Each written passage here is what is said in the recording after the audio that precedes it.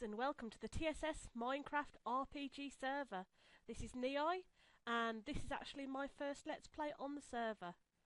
So, without further ado, let's get going. For my first Let's Play, I thought I would do something that lots of people have been asking me for, and that's a trip around Underholm, which is my actual town. So, here we go. Sit back and enjoy. Town gates were actually made by Neheigh for me. I'm not very good with all the plugins and everything yet, even if I am an op. So this is my actual first part of my town. As you walk through the gate, as you can see on your right hand side, this is actually the town story. These actual poster boards continue right the way down to the actual gate into the actual main hold of the town, which is actually underground, hence the name Underholm. Here on the left, this is the old Ocelot Inn. We made this basically so anybody from anywhere, if they need to come in and get something to eat, get healed, take a rest, there's beds upstairs. As you can see, all of my NPCs actually have different skins on, and they're actually of people that I like to watch doing their own Let's Plays. So here we've got Paul Oils Jr. and Minecraft Mom. So that's the inn. Oh, I'll just take you upstairs quickly actually first, just to show you. So we've got the staff room. Room 1, 2 and 3, they're just ordinary rooms. And then we've got the King's Suite, which is quite nice and big. It's got a lovely big 4-poster bed and balconies, as you can see. So this is where Jarg's meant to sleep if he comes to visit. Oh, the texture pack I'm using is actually called defcraft, and it's really quite a nice texture pack. I really do enjoy it, and I do love all the paintings and the textures it gives you. Okay, let's go and have a look somewhere else then. Oh dear. This is Gala Blue's Bakery. She's actually one of my town members. She hasn't been online in a while, but she does have a thing about baking cakes. So when she was offline, I actually created this bakery for her. And as you can see, I've changed the actual cake seller into her skin. Oh! Attacked by a creeper. She's actually done a little bit of remodelling herself. And if we come down these stairs, this is Daisy the cow. So she provides all of the milk for our cakes. And then she's also got her sleeping quarters upstairs. Make sure I shut the doors. Look at all those lovely cakes.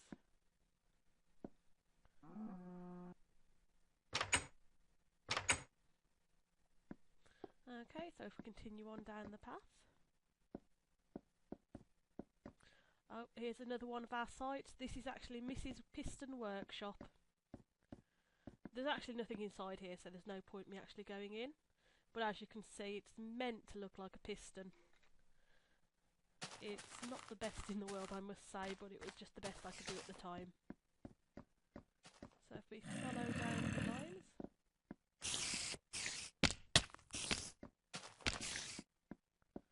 I like to keep the pathways there just so they're nice and lit up. Even though I am actually being chased by a spider, I believe, right now. This here is actually the old railway system. It used to go right the way down to the actual centre of Underholm. This was before I found out about the sign elevators. So when I first started playing, before Underholm was a town, I made this. But then, stupidly, I was learning how to toggle from the off and actually turned on fire spread, which then destroyed all of the railway itself. So this used to be Underholm's quarry. We now use it as a storage area for new residents, and it's also where our notice board is placed and my dog's kennels, as you can hear. I do have a thing for the dogs. I think I've got around 50 plus now. So, quite a few. As you can see, our spawn box was meant to be a TARDIS, but when I turned on fire spread, yet again it was something that actually got burnt, and one of the town members has tried to fix it for me. So it's a call box by the looks of it, but it was nice of them to try and fix it for me. Here we've just got a board. It's basically like who's running the town. It does actually need to be updated because, as I said, Galablue isn't online at the moment, and we also have another new administrator. This is the underholm storage area. Anybody that's actually part of the underholm town can use any of these chests. They're open to all. We store anything in here that can be used by anybody. We also have a charity chest, and as you can see, this is Blue Gala's work, as there's cakes everywhere. Let's see what's in the charity chest. Oh, cakes, CDs, and a couple of different monster drops and melon. Well, it's nice of her to think of everybody else. Okay. I'm lagging a bit on this. Let's have a look. So, this is the main spawn point of Underholm. As you can see, I've got a full set of the admin NPCs.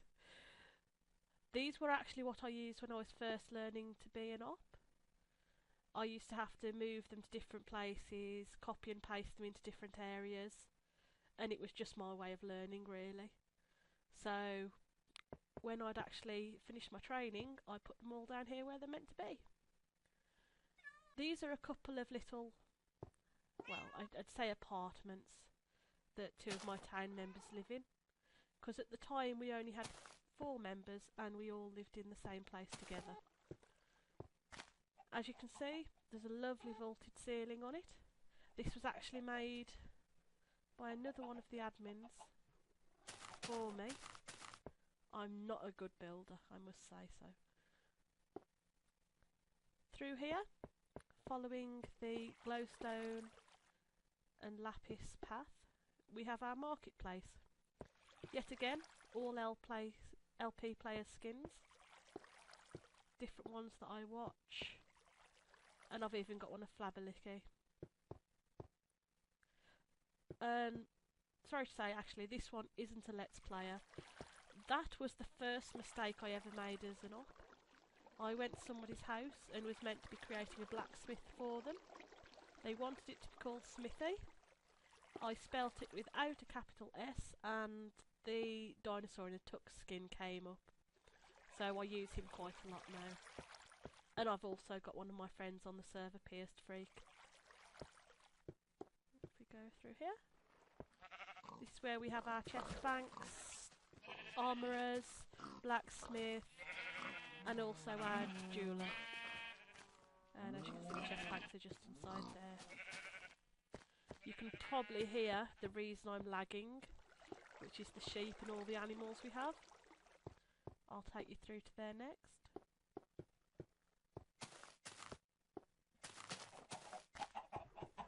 If we go through here, this is Underholm's gardening, well, I should say farming area. We do actually have 3 farming areas, this is just one of them. But as you can see, the farm is very extensive. And if people actually sat down here and harvested it all, I'm sure herbalism would be going on. Here we've got our cow sheds.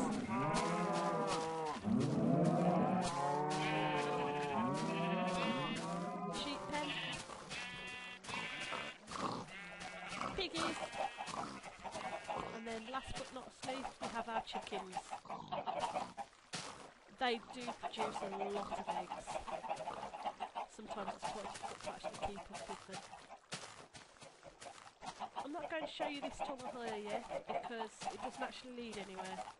It will be going somewhere eventually, but at the moment it has no ending, it just kind of stops. There we have a little storage area. This was actually something I built for one of my members to sleep in while Underholm was being built. but now we just keep items in here. To be honest, I use it as a cast-off area. I go in there and just throw everything I have in chests.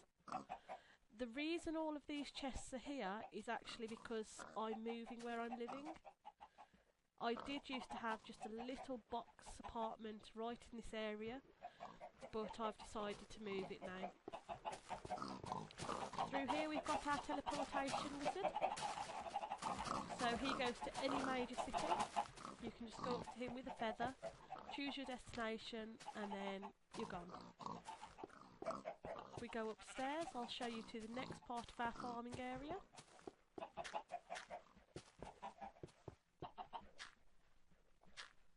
This up here was something I built with a couple of help from different people. I know Jar came and helped with the digging, Nile Dog did, I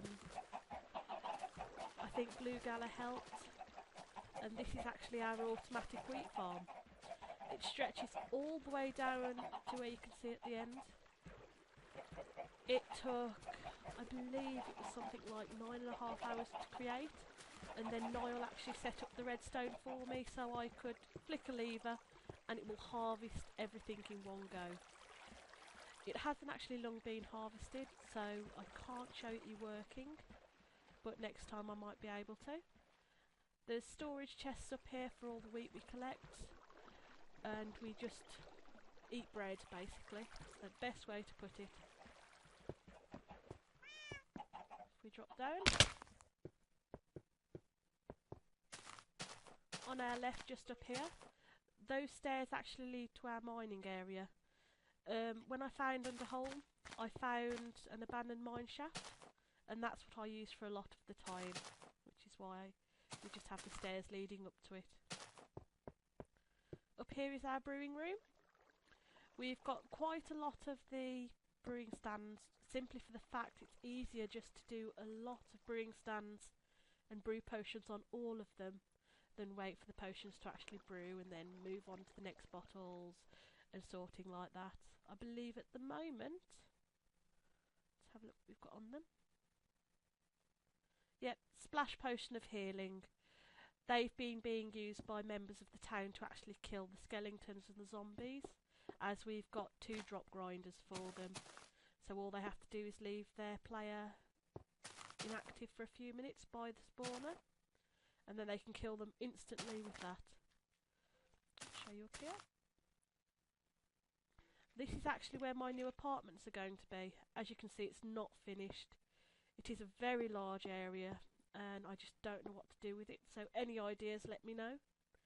I can always see who's in the spawn point of the city by just coming over here. And I've also got a little field in here, because I did somehow get sheep up here, mentioning no names.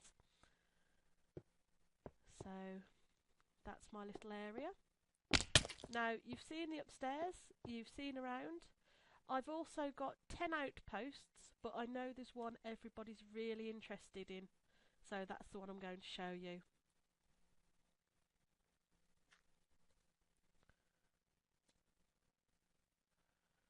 This outpost is actually the area of my ender cone, which is where as a lot of you know, I get lots of levels.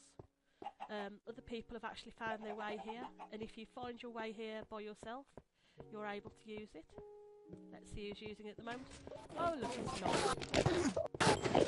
So as you can see, the enemies come down and actually land right in that little box, and you can stand there and kill them. They don't lose much health on the way down, because we actually like to kill them for the MMMCO stats. That way you're levelling up your stats as well as getting your XP. This little waterfall here is actually because we have too many ender pearls.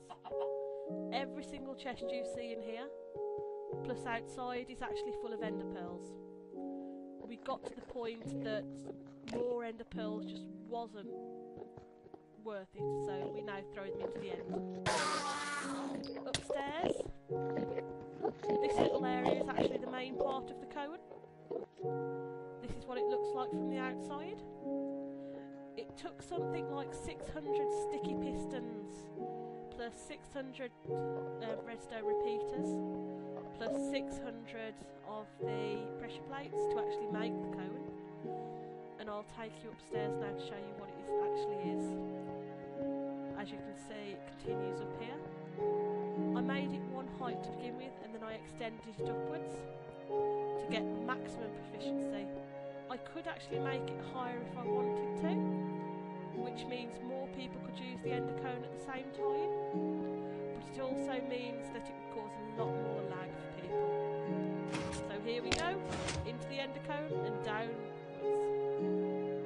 As you can see, all it is pressure plates, redstone repeaters, and behind this block here will be a sticky piston. As the enderman steps onto it, he gets pushed down into the ender cone.